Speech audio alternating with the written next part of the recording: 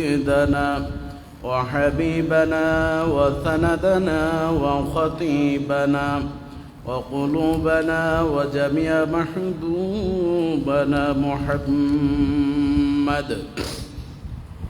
الذي أرسله بالحق بشيرا ونذيرا وداعيا إلى الله بإذنه وسراجا منيرا أما بعد فقد قال الله تعالى في كلامه المجيد وفرقانه الحميد আসুন আমরা সকলে মুহাব্বতের সাথে তেলাওয়াত করি আউযু বিল্লাহি মিনাশ শাইতানির রাজীম বিসমিল্লাহির রহমানির রহিম ولا تأكلوا أموالكم بينكم بالباطل وتدلوا بها إلى الحكام لتأكلوا فريقا من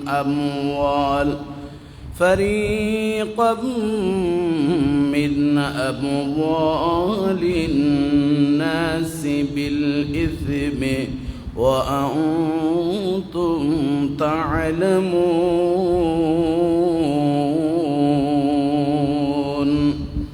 صدقت يا رب العالمين وقال تعالى في شان حبيبه ومحبوبه إن الله وملائكته يصلون على النبي يا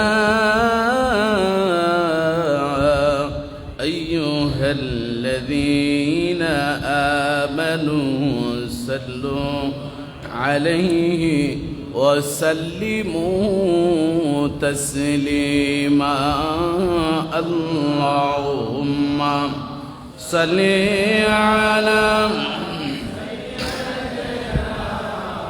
مولانا محمد وعلى آل سيدنا مولانا محمد زبان كل اللهم صل على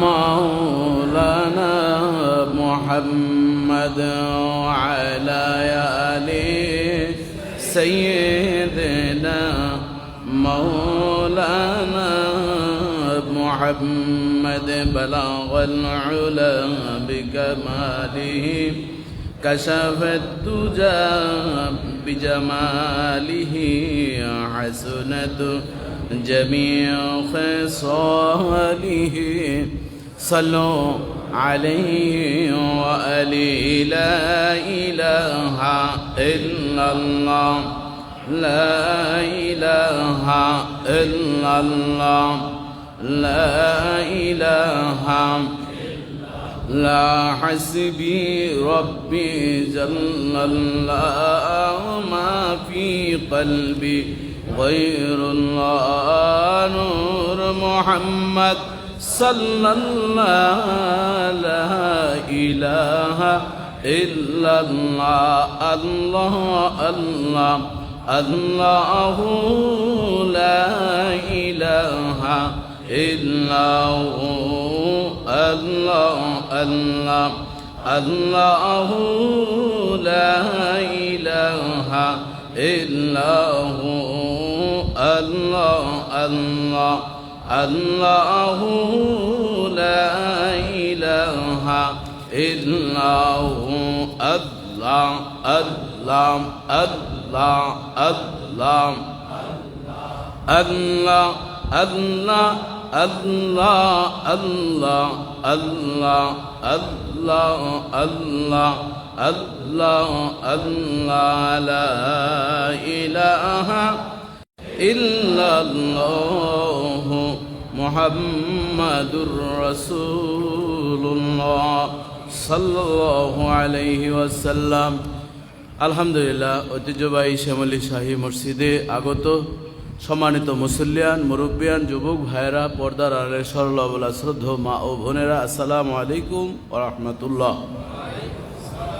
মহান আল্লাহ সুবহানাহু ওয়া তাআলার অসংখ্য অগণিত শুকরিয়া, যিনি আমাদেরকে জিলহজ মাসের তৃতীয় জুমায় দীর্ঘ কোরবানির পর একটি জুমা অতিবাহিত হওয়ার পর এর পরবর্তী জুমায় আবারও আমাদেরকে সুস্থ রেখে হায়াত দিয়ে পছন্দ করে বেছে বেছে লক্ষ লক্ষ মানুষ থেকে আমাদেরকে সুযোগ করেছেন। ইন্না আহাব্বাল বেলাদ ইলাল্লাহ তাবারাকা ওয়া তাআলা মাসাজিদুহা, পৃথিবীর মধ্যে সর্বোৎকৃষ্ট স্থান মসজিদে যিনি আসার বসার কোরআন সুন্নাহ থেকে আলোচনা শোনার মতন ধৈর্য সৃষ্টি করে আমাদেরকে এই পর্যন্ত থাকার সুযোগ করেছেন, সেই রব্বুল ইজ্জাতের সবটুকুন শুকরিয়া আদায় করে জবান খুলে কৃপণতা দূর করে কণ্ঠের সাথে কণ্ঠ মিলিয়ে তাল লয় ছন্দ একাকার করে আসুন হৃদয়ের গহীন থেকে ভালোবাসার সাথে রব্বুল ইজ্জাতের শুকরিয়া আদায় করে কালেমাতুশ শুকর আদায় করে উঁচু আওয়াজে বলি আলহামদুলিল্লাহ।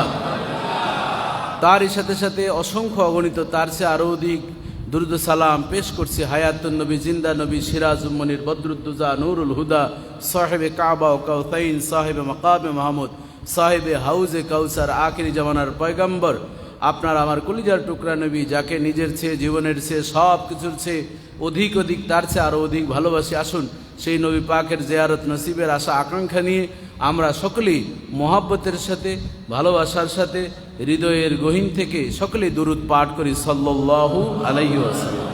সম্মানিত সুধী, আমরা প্রতিটি জুমেই কোনো না কোনো বিষয় নিয়ে আলোচনা করে থাকি। তার এই ধারাবাহিকতায় আজকের এই জিলহজ মাসের তৃতীয় জুমার আলোচনার বিষয় নির্ধারণ করা হয়েছে তাওজিহুল ইসলাম লিল হিমায়াতি মিনাল ফাসাদে ওয়া লাদগাতিস সাবান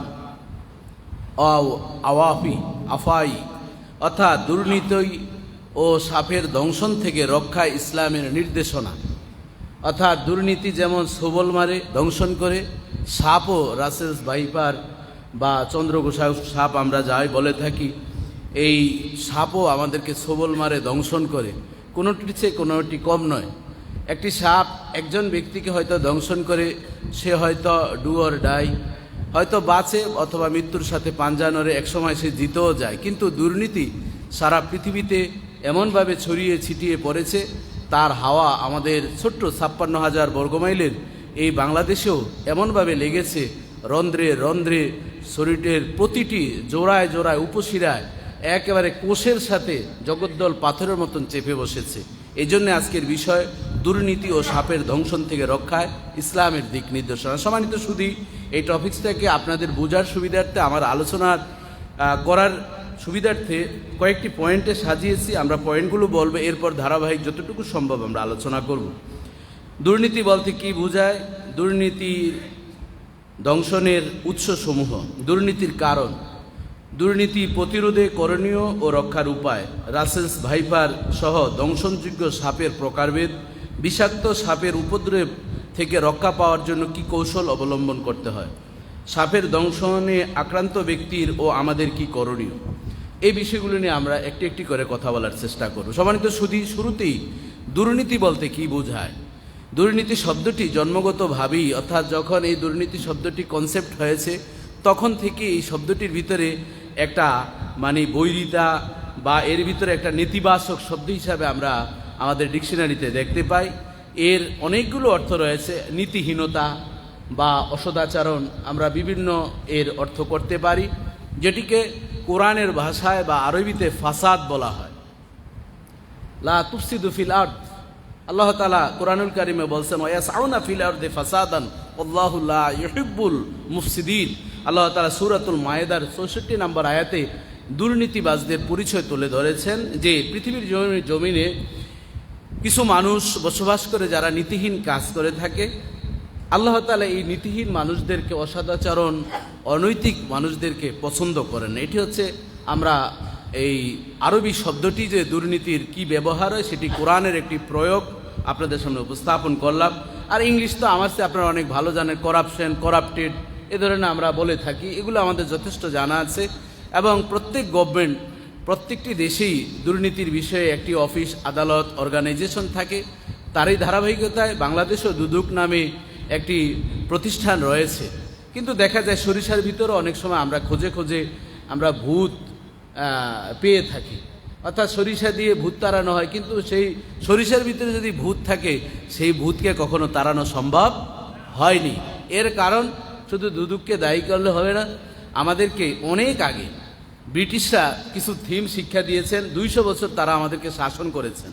তাদের শাসনের জগদ্দল পাথরের নিচে চেপে বসে আমরা বাণিজ্যিক ক্ষেত্রে শুল্ক মুক্ত তারা করেছিলেন। শুল্ক মুক্ত করতে গিয়ে নানান ধরনের ব্যবসা আমাদেরকে শিক্ষা দিয়েছেন। পরবর্তীতে দেখা যায় এই ব্যবসায় আমরা পা দিয়ে যেমনিভাবে ডেস্টিনি 2000-এ অনেকেই উদ্যোক্তা ছিলেন, অনেকেই মডারেশন করেছেন, আবার অনেকেই মোটিভেশন করেছেন। এরকম ডেস্টিনির সাথে অংশীদারিত্ব নেই, 2-4-5টা রাবারের গাছ নেই, এরকম মানুষের সংখ্যা বাংলাদেশে খোঁজে পাওয়া খুব কমই যাবে। কোনো না কোনোভাবে আমরা আহত, কেউ বা নিহত, কেউ বা লাইফ সাপোর্টে, কেউ বা আইসিইউতে, এখনও অনেকে আমরা বেডে আসতে পারি না ডেস্টিনি থেকে। এই জন্য এই সবগুলো হচ্ছে দুর্নীতির একটি করাল গ্রাসে আমরা আক্রান্ত হয়ে নিমজ্জিত হয়ে পড়েছি। সম্মানিত শুধু এই জন্য আমরা এর পরিভাষায় আমরা বলতে পারি ক্ষমতার অপব্যবহার করে নীতি বা আইন বিরুদ্ধ কাজকেই দুর্নীতি বলা হয়। অর্থাৎ ক্ষমতার অপব্যবহার আমরা করে থাকি, যে বিভিন্নভাবে ক্ষমতার অপব্যবহার হয় সেটি আমরা ক্লাসিফিকেশন যখন করব তখন দেখতে পাবো।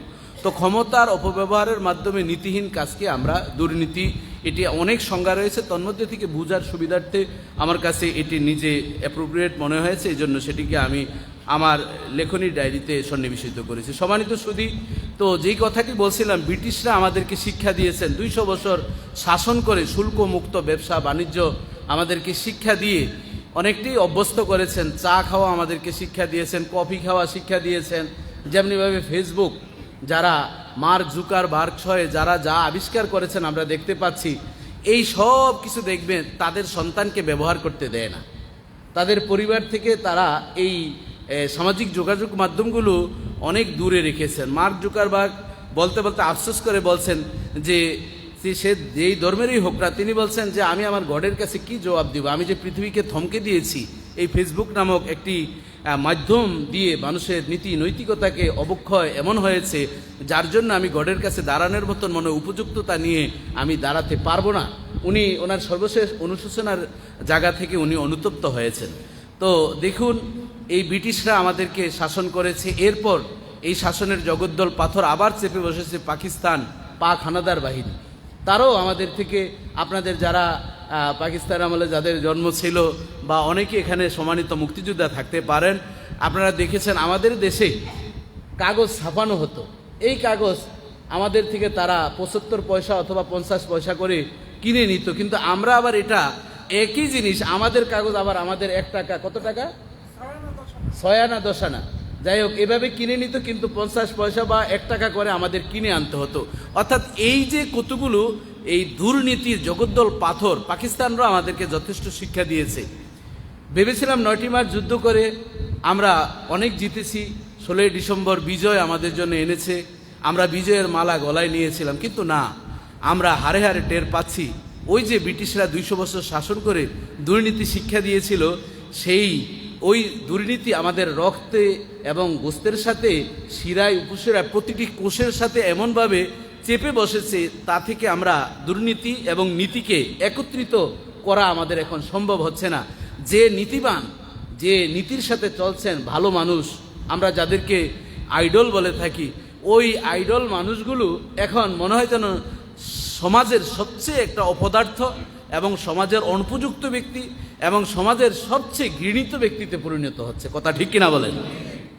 আমরা যারা নীতির কথা বলি, যেমন আমি 3টি মাদ্রাসা আমি প্রিন্সিপাল হিসাবে চেষ্টা করেছি, প্রত্যেক জায়গায় 10 থেকে 20 লক্ষ টাকা করাপশন হয়েছে। আমি পারলাম না, আমাকে বুদ্ধি দিয়েছেন আপনি 15 লক্ষ টাকা দেন, আপনার এত লাগবে না, 5 লাখ টাকা দেন। আমি বলছি ইম্পসিবল, এটা দিয়ে আমাকে কোনোদিন কবরে গেলে আল্লাহ জিজ্ঞাসা করলেন না মান রব্বুকা ওমা দীনুকা ওমান নাবিয়ুকা, এরপরে কেন তুমি প্রিন্সিপাল হলা না, এ বিষয়ে মনে অন্তত আমাকে জিজ্ঞাসা করবেন, আমি ভালো আছি। এ ধরনের ভালো ভালো মানুষ, জগন্নাথ ইউনিভার্সিটিতে আমি 2015 সালে লেকচারার হিসাবে আমার যোগদানের কথা ছিল, সেখানেও আমি করাপ্টেড। পরবর্তীতে আমি বললাম ইম্পসিবল, আমি টাকা দিয়ে আমার সম্ভব না, কারণ ডক্টরেট ডিগ্রি করেছি, পড়াশোনা করেছি ঢাকা বিশ্ববিদ্যালয়ে। এই পড়াশোনা করার পর যদি টাকা দিয়ে চাকরি নিতে হয়, তাহলে এই মিম্বারে বসে অন্তত শক্ত কথা, কোরআন সুন্নাহর কথা বলা সম্ভব নয়। কথা ঠিক কিনা বলেন? তখন আমার গলার ভিতরে আল্লাহ তাআলা রশি বেঁধে দিবেন, আর ওই গলাতে আর ইমানই শক্তি থাকবে না। মুসলমান একবার জন্মগ্রহণ করেছি, একবারে আমাদের ইন্তেকাল হবে, তবে সেই তামান্না থাকতে হবে শহীদি মরণের। কথা ঠিক কিনা বলেন? এই জন্য বাবাজি বন্ধুরা, আমার এই ইমানই শক্তি নিয়ে কথাগুলো বলছি। ধারণ ক্ষমতা হয়তো অনেক বেশি না, কিন্তু বলার যাতে শক্তি আর আপনাদের বুঝার শক্তি, বাস্তব জীবনে আমলের শক্তি আল্লাহ তাআলা বৃদ্ধি করেন, বলেন আমিন। এই মঞ্চে বসেই আমাদের এই এলাকায় শ্যামলী শাহী মসজিদ এবং কতগুলো হোটেল, এখানে তারা দেহ ব্যবসা করে। আমি কয়েক জুমা আগে, কোরবানির কয়েক জুমা আগে বলেছিলাম, মনে আছে আপনাদের? অনেকে আমার সাথে যোগাযোগ করে বলছেন, হুজুর এই শক্ত কথা বলেছেন, আপনি কি টিকে থাকতে পারেন? আমি অসুবিধা নেই, আমি খতিবগিরির এই চাকরির চিন্তা কখনো করি নাই। আল্লাহ আমার সাথে আছেন। এই পৃথিবীর জমিন আরদুল্লাহ ওয়াসিয়া, আল্লাহর এই জমিনে অনেক প্রশস্ততা রয়েছে। এই খতিবগিরি করে টাকা কামাই করার আমার প্রয়োজন নেই, এছাড়া আল্লাহ অনেক সুযোগ করে রেখেছেন। বলেন আল্লাহু আকবার। জবান খুলে বলেন আল্লাহ তাআলা সেই শক্তি, ঈমান, ইজ্জত বা সৃষ্টি করে, বলেন আমিন। আজকে আপনাদেরকে আনন্দের সাথে জানাতে হয়, বুক ভরা সাহস এবং সেই শান্তির তৃপ্তির হাসি। কিছু হাসি মানুষের তৃপ্তি থাকে, তন্মধ্যে অন্যতম একটি তৃপ্তির হাসি। আমি আসার সাথে সাথে আমার মসজিদ কমিটির সদস্য আমাদের ইদ্রিস ভাই এবং আমাদের আমিনুল ভাই আমাকে ভালো একটি খবর জানিয়েছেন। আমাদের মসজিদ কমিটির অন্যতম সদস্য রুস্তম ভাই এবং আমাদের মসজিদ কমিটির আরও অনেকেই মিলে, এলাকার এলাইট পার্সন যারা রয়েছেন, রুস্তম ভাই লিড দিয়ে এই দেহ ব্যবসা হোটেলের যা চলছিল আল্লাহ তাআলা বন্ধ করার ব্যবস্থা করেছেন। মানে আলহামদুলিল্লাহ। আরো জবান খুলে বলেন আলহামদুলিল্লাহ। জাল হাক্কু ওয়া যাহাকাল বাতিল ইন্নাল বাতিলা কানা জাহুকা। সত্য সমাগত, মিথ্যা দৌড়াবি, মিথ্যা পালাবি, সত্যের জয় অবশ্যম্ভাবী। কথা ঠিক কিনা বলেন? যারা আমাকে বিভিন্নভাবে ভয় দেখিয়েছিলেন, আমি কিন্তু সেই ভয়ে তোয়াক্কা করি না। আমি ইনপুট দিয়েছিলাম আল্লাহ প্রদত্ত শক্তির মাধ্যমে। আউটপুট হিসাবে আজকের এই 28 তারিখ স্মরণীয় একটি দিন থাকবে।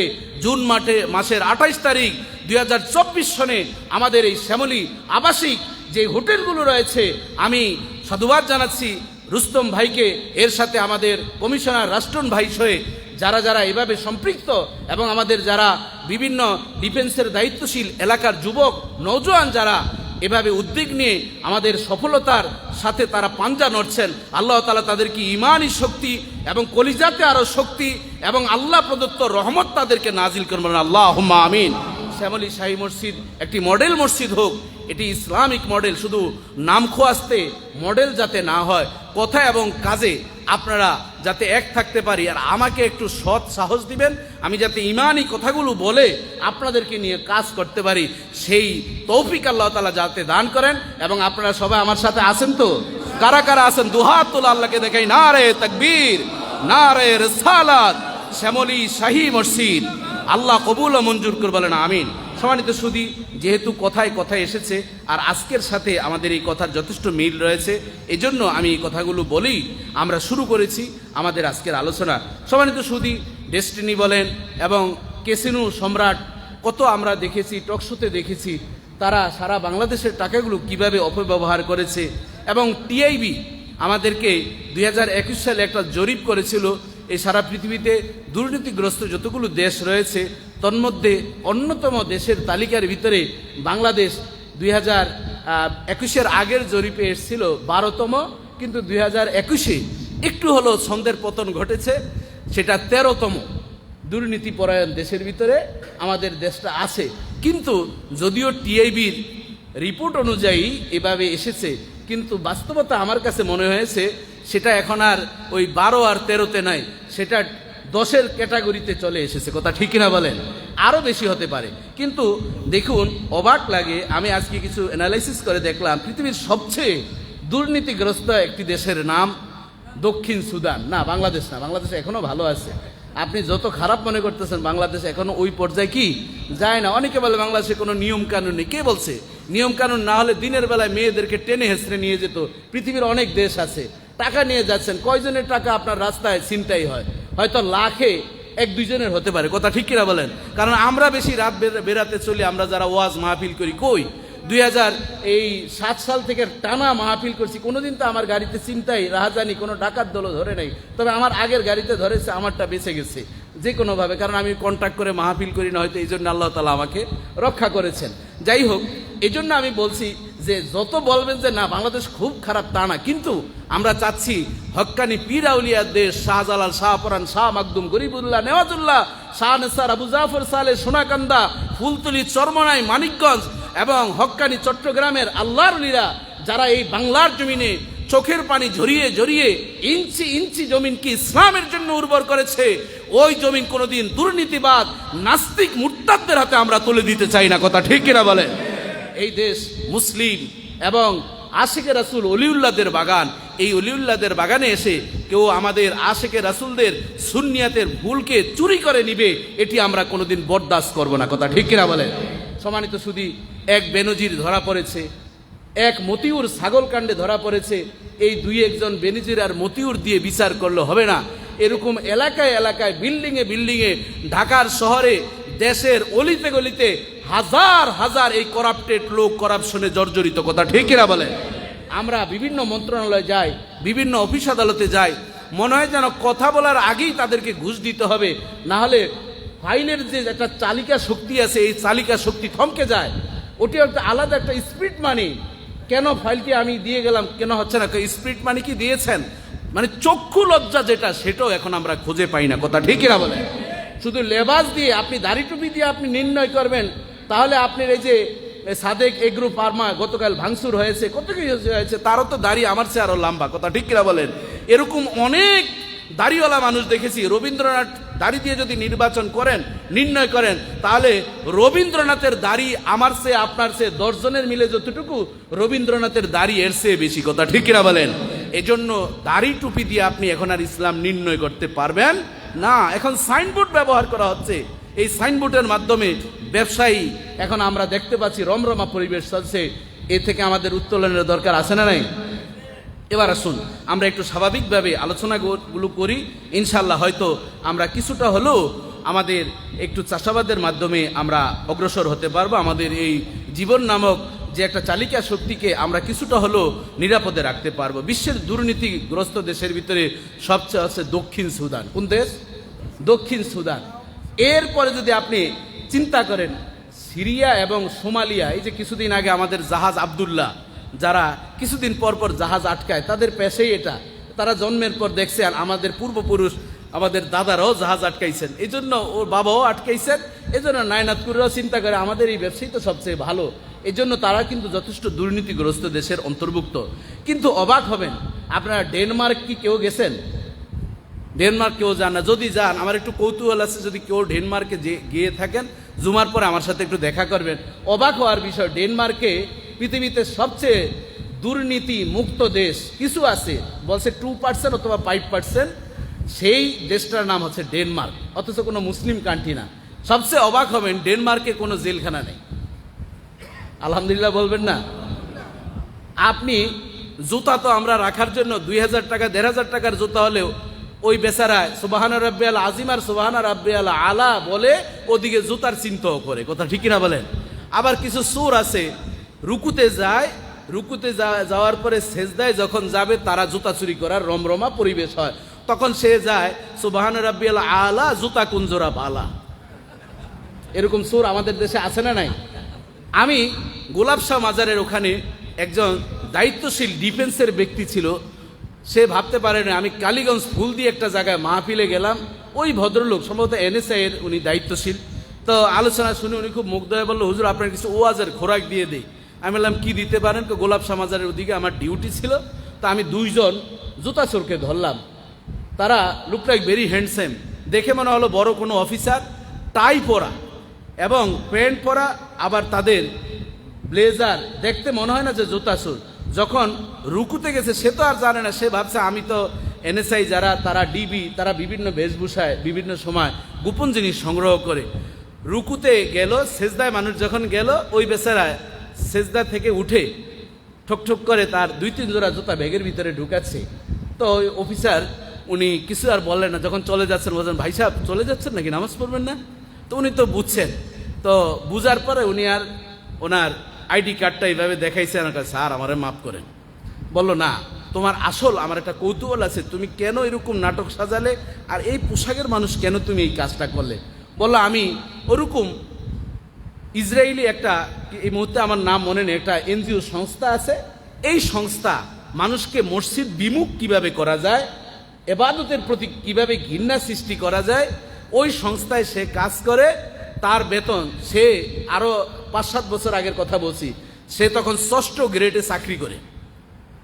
এখন তো 6ষ্ঠ গ্রেডের বেতন হচ্ছে 35,500 টাকা স্কেল। তো সে সময় আরো কম ছিল। তো যাই হোক, সে ভালো বেতন, দামি জুতা যে চুরি করতে পারে তার জন্য আবার আলাদা একটা কমিশন আছে। তো যাই হোক, উনি আমাকে এই তথ্য বলছেন। এই জন্য আপনাদেরকে বলো, যারা ভালো দামি জুতা আনেন, যেখানে বসবেন এর আশেপাশে জুতাটাকে যত্ন করে রাখবেন, না হলে নামাজের খুশু খুদু বিনয় নম্রতা ভয় থাকে না, শুধু জুতার দিকে মন থাকে। এক রাকাত যাক, অনেক সময় দেখা যায় ইমাম সাহেব রুকুতে গেছেন, তাড়াহুড়া করে জুতা একখান রাখেন, বাহিরে আরেকটা এই মসজিদের ভিতরে এমন জোরে রাখেন মনে হয় যেন ছোটখাটো একটা ভূমিকম্প শুরু হয়েছে। কেউ যদি হার্টের রোগী থাকে, এরা আবার চেয়ার থেকে পড়ে যায় জুতার আওয়াজে, ঘুম করে আওয়াজ করে। এই ধরনের নামাজের কোনো প্রয়োজন নেই। ঠান্ডা মস্তিষ্কে আসবেন, শান্তি মনে নামাজ পড়বেন। আল্লাহ তাআলা আপনার দেহে, কাজে, ব্যবসায়, সর্ব জায়গায় চাকরিতে শান্তি দান করবেন। আল্লাহ সেই তৌফিক দান করবেন, আমিন। সম্মানিত সুধী, যাই হোক, আমি আর কথা না বাড়িয়ে, ডেনমার্ক, ফিনল্যান্ড এবং নিউজিল্যান্ড দুর্নীতির দিক থেকে তারা অনেক নিচে। কোনো দেশে 10%, কোনো দেশে 20%, কোনো দেশে 5%, এভাবে। তো দুর্নীতির ধ্বংসনের মৌলিক 6টা উৎস আমি বের করেছি। গতকালের আগের দিন থেকে আমি কিছু স্টাডি শুরু করেছি, কিন্তু কখনোই সব বলা সম্ভব নয়, যতটুকু সম্ভব আমি বলবো। দুর্নীতির সবচেয়ে বড় আশ্রয় কেন্দ্রে প্রত্যেকটি দেশে, বিশেষ করে আমাদের বাংলাদেশে, সেটি হচ্ছে রাজনৈতিক প্রভাব। 1 নম্বর কি বাবা? রাজনৈতিক প্রভাব। যারা এই সরকারের দলে সাপোর্ট করেন কোনো অসুবিধা নেই, অথবা আগের যেই সরকার বিএনপি, জাতীয় পার্টি, জামাত, যেই সরকারেরই ছিলেন, কোনো না কোনোভাবে করাপ্টেড এরা ছিলেনই। এতে কেউ দুধে দোয়া তুলসী পাতা কেউ বলতে পারবেন না। যখন যেই দলের, তখন সে সেটা প্রভাবকে খাটিয়ে দুর্নীতি করে। শুধু দুর্নীতি কোথায় না করে, ঘরের ভিতরেও দুর্নীতি আছে না নাই? নীতিহীন কাজকে দুর্নীতি বলা হয়, এটাকে বৈষম্য বলা যায়। যেমন ধরুন, একটা ছেলে একটা মেয়ে, ছেলের পিছনে যা খরচ করা হয় মেয়ের পিছনে তা খরচ করা হয় না। আবার দেখবেন 2টা ছেলে একটা মেয়ে, ছেলে একটা মাদ্রাসায় পড়ে, ওই স্কুলে যেই ছেলেটা পড়ে তার পিছনে যেই খরচ করা হয়, কলেজে যেই ছেলেটার পিছনে খরচ করা হয়, মাদ্রাসার ছেলে যখন টিফিন চায় তাকে দেয় 20 টাকা আর ওরে দেয় 50 টাকা।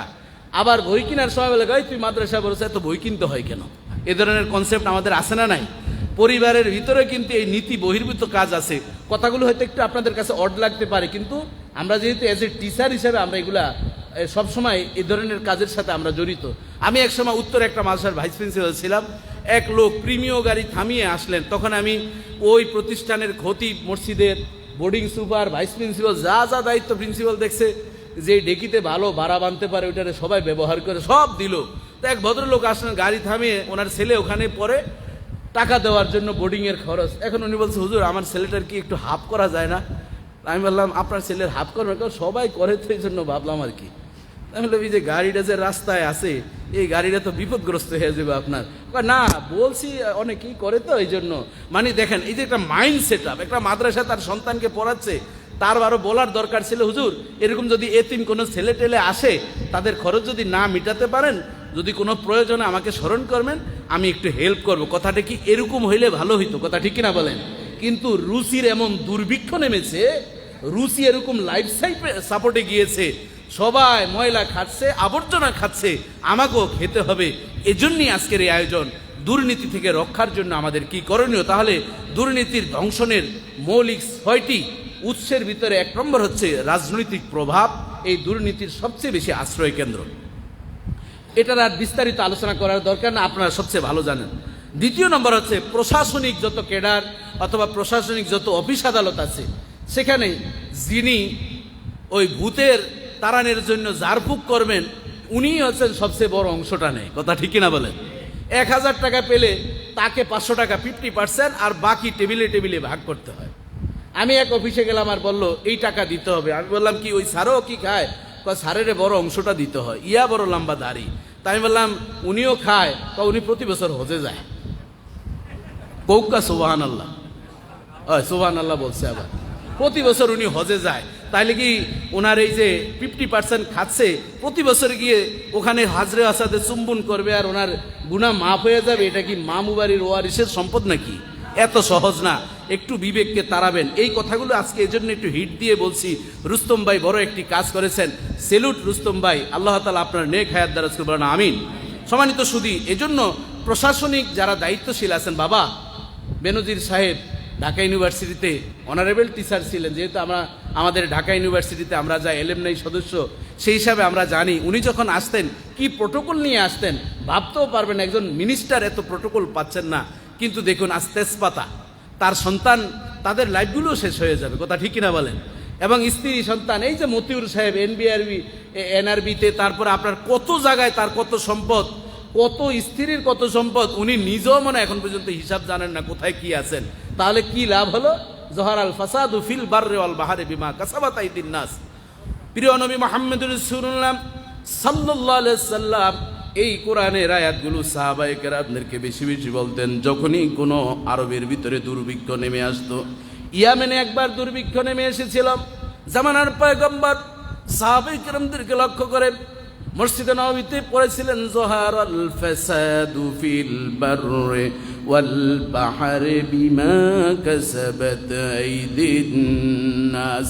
ও সাহাবীরা, আল্লাহ তাআলা বলেন জলে এবং স্থলে যত ধরনের দুর্ঘটনা ঘটে থাকে, বিপদ ঘটে থাকে, সব কিছু মানুষের হাতের কামাই। কাজে ইয়ামেনে দুর্ভিক্ষ হচ্ছে, ইয়ামেনের মানুষের আমলের ভিতরে ঘাটতির জন্য। আজকে দেখুন বাংলাদেশে সিলেটে বন্যা হচ্ছে এবং উত্তর অঞ্চল, দক্ষিণ অঞ্চল বিভিন্ন স্থানে বড় প্লাবনে বিপদগ্রস্ত অবস্থায় আছে। কয়দিন পর বড় অগ্নিকাণ্ডের ঘটনা ঘটে যায় এবং একটা ছোট্ট ছাগলের মাধ্যমে আল্লাহ সুবহানাহু ওয়া তাআলা দীর্ঘদিনের পাপকে উন্মোচিত করার জন্য, বিকশিত করার জন্য, প্রস্ফুটিত করার জন্য, এবং তার পাপের সীমা যখন ছাড়িয়ে গিয়েছে, কোরবানির টাকাটাও হালালভাবে না করে হারাম টাকা দিয়ে বাংলাদেশের সর্বশ্রেষ্ঠ সে একজন ছাগলখোর হিসেবে পরিচিত হবে। ওই উসিলা দিয়ে আল্লাহ সুবহানাহু ওয়া তাআলা তার ইজ্জত সম্মানকে সব ধূলিসাৎ করে দিয়েছেন, কথা ঠিক কিনা বলেন? এই জন্য বাবাজি বন্ধুরা আমার, সবাই প্রস্তুতি নেন। যে যে অবস্থান থেকে দুর্নীতি করছি, এই দুই একটি ঘটনার মাধ্যমে আমাদের বুঝতে হবে আল্লাহ তাআলা আমহিলহুম রুয়াইদা, রশি আল্লাহ ছেড়ে দিয়েছেন। নির্দিষ্ট টাইমে আল্লাহ তাআলা যখন টান দিবেন, কেউ কোনো পালানের রাস্তা পাবেন না, কথা ঠিক কিনা বলেন? বাবাজি বন্ধুরা আমার, তাহলে প্রশাসনিক ক্ষেত্রে কতটুকু দুর্নীতি আছে এটা বোঝানোর জন্য আমার মিম্বারে বসে আর সময় নষ্ট করার প্রয়োজন নাই। তৃতীয় নম্বর হচ্ছে বাণিজ্যিক ক্ষেত্রে। বাইরের থেকে মাল আমদানি আমরা করব, দেশ থেকে রপ্তানি যেভাবে আমরা করি না কেন, প্রত্যেকটা ক্ষেত্রে একটা লাশ যখন বিমানবন্দরে আসে, সেখানেও টাকা দুর্নীতি আছে না নাই? মানুষ মারা যাবে তো আপনাদের লাশ আসছে, এত কিছু করলাম, আমাদের কি কিছু দিবেন না? শুধু দেওয়া না, লাশ এখন পর্যন্ত অনেক কাজ প্রসেসিং বাকি আছে, এই সেই কয় 10,000 টাকা দিব। আচ্ছা দেখি তাইলে স্যারের সাথে আলাপ করে, ওখানেও আছে না নাই? লাইফ সাপোর্টে সেটা আছে। বাণিজ্যিকের পরে 4 নম্বর চিকিৎসা। একটা লোক লাইফ সাপোর্ট মারা গেছে, আমার শাশুড়ির কথাই বলছি, উত্তরা কোনো একটা হাসপাতালে ভর্তি, উনি এন্তেকাল করছে। এরপর আমার বড় সম্বন্ধীকে বলছেন আপনারা বাসা থেকে প্রস্তুতি নিয়ে আসেন, এখনো ভালো আছে, আমরা দেখি কোথাও রেফার করা যায় কিনা। আসার পরে বলতেছে আসলে আমরা বুঝতে পারি নাই, মেশিনের প্রবলেম মনে হয়েছিল, ইন্না লিল্লাহি ওয়া ইন্না ইলাইহি রাজিউন, মরহুমের জানাজার নামাজ যে কোনো সময় অনুষ্ঠিত হবে। তাহলে দেখেন মরা মানুষ নিয়েও কি এই দুর্নীতি যারা করছে, কিসের জন্য? এই যে পেটটাকে আমি বলি একটা কবর, কবর কোনোদিন কোনো লাশ নিতে নিষেধ করে না, যত দেয় কোনোদিন কবরে বলে না আর লাশ নিতে পারবো না। এই পেটটাও এরকম, যত দেয় আল্লাহ বলছেন হাত্তা জুরতুমুল মাকাবির, কবরে যাওয়ার আগ পর্যন্ত মানুষের এই লোভ, এই পেট, এই খিদা, এই যন্ত্রণা, টাকা টাকা টাকা, কোনোদিন তার লোভ শেষ হবে না যতক্ষণ সে তার মুখের উপর মাটি না দেয়, কথা ঠিক কিনা বলেন? কতটুকু গোস্ত খেতে পারবেন, কতটুকু আপনি রুটি খেতে পারবেন, ডিম খেতে পারবেন? প্রতিদিন যদি একটা করে আস্ত গরু খান, তাও তো টাকা আপনার শেষ হবে না। ছেলে সন্তানের জন্য সব রেখে যাচ্ছেন, আর এই চিকিৎসা নিয়ে মানুষদেরকে হয়রানি করছেন। আমাদের ডাক্তার, অনেক হাজার হাজার ডাক্তারদেরকে সেলুট জানাই, তারা অনেক ভালো। আবার কিছু কিছু ডাক্তার যেতে না যেতে, কথা শুনতে না শুনতে 10-20টা পরীক্ষা জড়িয়ে দেয়। কথা ঠিক কিনা বলেন? কয় বেশি টাকা লাগবে না, আমার একটা হাসপাতাল আছে, ওখানে গেলে 35% কমিশন। ওইদিকে রুগী চিন্তা করতেছে বেশ ভালোই তো, 35 তো সোজা কথা না। কিন্তু দেখা যায় ওই 35% আগেই তারা রেট বাড়িয়ে রাখছে, এই জন্য টোটাল 10 থেকে 15%-এর বেশি কমিশন হয় না। কথা ঠিক কিনা বলেন? এরপরে ওনার আবার ডায়েরিতে জমা হতে থাকে 20%, তাহলে হাসপাতাল বাই 50%। এই ধরনের নাটক আমাদের চিকিৎসা নিয়েও আছে না নাই? সেখানেও আপনার দুর্নীতি। এরপর দেখেন শিক্ষা খাতেও দুর্নীতির শেষ নাই। প্রাইভেট ইউনিভার্সিটির অভাব নাই, পাবলিক ইউনিভার্সিটির অভাব নাই। আমি তো একজন টিচার, আমি দেখতে পেয়েছি বাংলাদেশের বড় বড় ব্র্যান্ডের প্রতিষ্ঠানে লেখাপড়া করেছি, দেখেছি শিক্ষক বলেন যাই বলেন এসেই বলতেছে, দোস্ত একটা প্লট দেখলাম 3,20,00,000 হলে দিয়ে দিবে। রাজুকে আমি আবেদন করেছি, ওই কেরানীগঞ্জে ওখানে আমার একটা আছে, আর মেয়ের নামে একটা দিতেছি। আবার প্লট কি একটা করবা নাকি সবাই মিলে? অর্থাৎ শিক্ষকদের এখন রিসার্চ সেন্টারে এখন শুরু হয়েছে ব্যবসা বাণিজ্য, কে কোথায় কি করবে, শেয়ার বাজারের খবর, কোন ইউনিভার্সিটির কথা বলবেন, কোন টিচারের কথা বলবেন। হাজারে হয়তো 1-2 জন টিচার আছে। আমাদের এবার বাজেটে সবচেয়ে শিক্ষা খাতে বরাদ্দের ক্ষেত্রে রিসার্চের ক্ষেত্রে বেশি দেওয়া হয়েছে, কিন্তু দেখা যায় ওই রিসার্চ আমরা করি না। আমরা করি কি, কপি রাইটিং করি। কপি রাইট করে ইন্টারন্যাশনাল যেই জার্নালে আমাদের আর্টিকেলগুলো ছাপানো হয় ইংলিশে, ওইটাকে আমরা ডাইভার্ট করে কপি পেস্ট করে আমরা এটাকে বাংলায় নিয়ে আসি। এরপর ওইটা আবার আমার নামে প্রবন্ধ দিয়ে আমরা ডক্টরেট ডিগ্রি অর্জন করেছি। বাংলাদেশে এরকম কয়েকশো আমার জানা মতে আছে। প্রয়োজন হলে আমি তাদেরকে নাম ধরে ধরে দেখিয়ে দিতে পারবো, যে তাকে যদি জিজ্ঞাসা করে আপনি যে টপিক্সের উপরে আপনি পিএইচডি করেছেন, এটা কোথায় থেকে তথ্য উপাত্ত, 5টা পৃষ্ঠার তথ্য বলেন, তো আমার মনে হয় 2 পৃষ্ঠারও বলতে পারবে না। কথা ঠিক কিনা বলেন? এরকম বহু পিএইচডি হোল্ডার বাংলাদেশে রয়েছে। শিক্ষাক্ষেত্রেও আমাদের রুচির দুর্ভিক্ষ নেমেছে, এজন্য শিক্ষাক্ষেত্রে এখন করাপশন চলছে। 6 নম্বর হচ্ছে খাদ্যের ক্ষেত্রে ফরমালিন ব্যবহার করা, সিন্ডিকেট করে দ্রব্যমূল্যের দাম বৃদ্ধি করা, সব কিছু টাকার জন্য। কিন্তু এই টাকা নিজে কবরে নিজেও নিতে পারেন না, নিজের জীবনে ব্যবহারও করতে পারেন না। এমন এক সময় দেখা যায় এই টাকার চাপের কারণে, অধিক চাপের কারণে heart attack, brain stroke, heart বিভিন্ন অচল হয়ে ওই লোক মারা যায়। সন্তানের জন্য টাকা রাখে। বাবার জানাজা, গুলশানে একটা জানাজা হয়েছিল আরো বেশ কয়েক বছর আগে, আমি এটা আর 2-1বার হয়তো বলেছি। মাগরিবের পরে জানাজার কথা ছিল, সেই জানাজা রাত 11টার পরে হয়েছে। এক বাড়িওয়ালা, কয়েকটা বাড়ির মালিক, জামাইরা ছাড়তেছে না, আগে তোমার বাবাই কোন ফ্ল্যাট দিবে এটা ঠিক করো, তোমার বড় ভাইয়ের যে অবস্থা জানি একটা ফ্ল্যাটও দিবে না। ওই মীমাংসা কমিশনার সাহেব করার পর রাত 11টায় 20-25 জন মানুষ নিয়ে জানাজা হলো। আমরা অনেক সময় ভাবি, যাক দুনিয়াতে তো সুন্দর মতন লাইফস্টাইল ভালো হলো না, মরার পর যদি আল্লাহ শান্তি দেয়। দেখলাম যে মরার পরে আরো অশান্তি বাড়ছে। কথা ঠিক কিনা বলেন? এজন্য বাবা জীবন এই যুগ বিয়োগগুলো আমরা করব। তাহলে দুর্নীতির দংশনের মৌলিক 6টা উৎস। 1 নম্বর কি বাবা?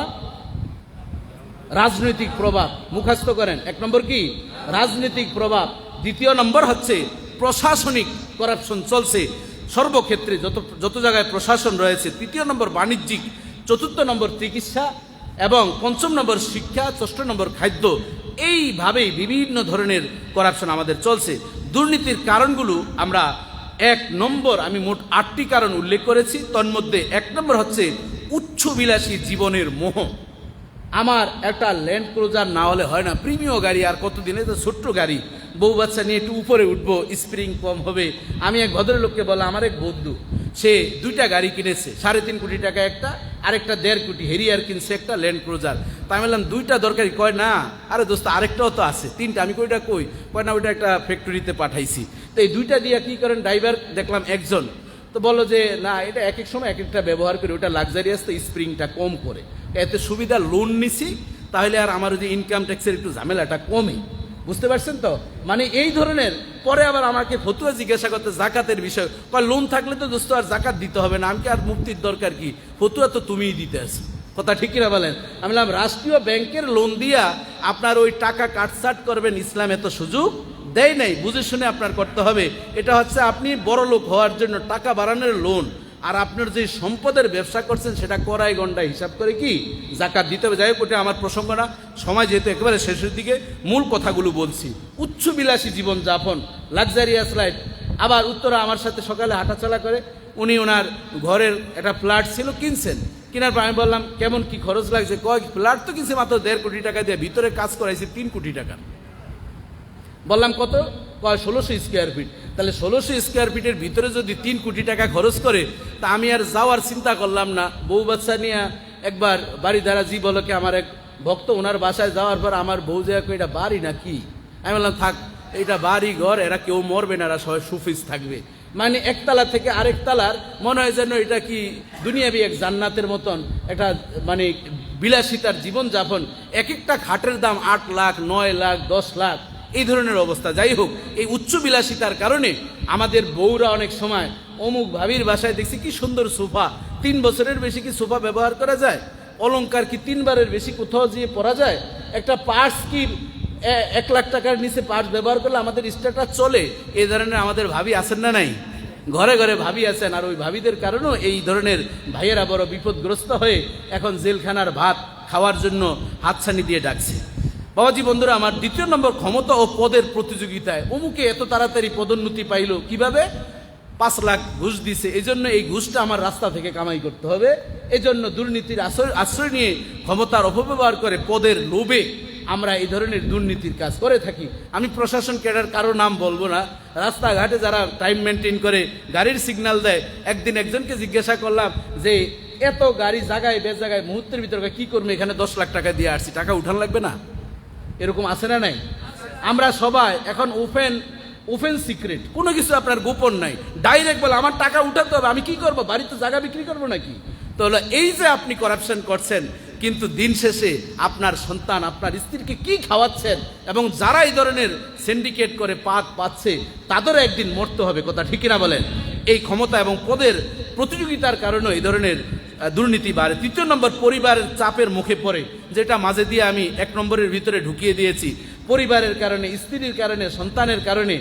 সন্তান যারা আজকে যুবক যারা এখানে রয়েছে, তোমাদেরকেও বলবো, তোমার বাবা যদি তোমাকে একটা মোটর সাইকেল গিফট করে, তোমাকে স্বর্ণের একটা যদি তোমাকে ঘড়ি কিনে দেয় 5 লক্ষ টাকা দিয়ে বিদেশ থেকে আনে, বলবা বাবা এত টাকা তুমি কোথায় পেলে?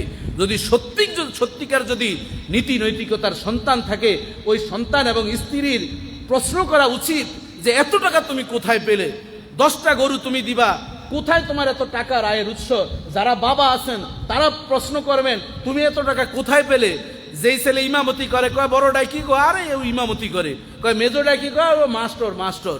তৃতীয়টা কয় আল্লাহর মাল একটাই আছে, মাস শেষ না হইতে 20,000 টাকা ওর মার হাতে দেয়। এরপরে 1 বছর যেতে না যেতে দেখে গাল কাটা বাবুলে এখন জেলখানায়, কাশিমপুর কারাগারে। কি করছে? এই সাদাবাজি সন্ত্রাসী নানান কিছু করে সে 20,000 টাকা দিত, বাবাও বড় খুশি। এই জন্য বাবা যারা আছেন, সন্তান যদি অতিরিক্ত টাকা, অতিরিক্ত দামি গাড়ি, লাক্সারিয়াস জীবনযাপন করে, সেই বাবাদের সন্তানদেরকে প্রশ্ন করার দরকার আছে না নাই? সেই বউরা অন্তত একটু আল্লাহর আস্তে আমাদের এই দেশটাকে আর দুর্নীতির দিকে ঠেলে দিবেন না।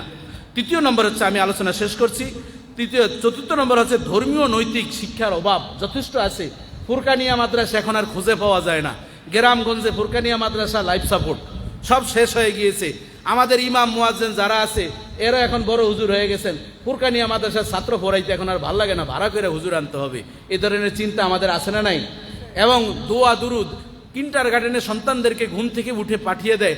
কোরআন এবং সুন্নাহর কোনো আদব শিক্ষার জন্য কোনো একজন আলেমের কাছে এখন দেওয়া হয় না, কথা ঠিক কিনা বলেন? এটিও একটি বড় কারণ। 5 নম্বর হচ্ছে অপর্যাপ্ত বেতন। এ ধরনের বেতন বৈষম্য আছে। আমাদের অনেক শিক্ষক আছেন যারা 10,000 টাকা বেতন পায়, 12,000 টাকা বেতন পায়। বলেন তো দেখি কি হয় 10-12,000 টাকা দিয়ে? এ ধরনের অনেক গ্রেডিং আছে।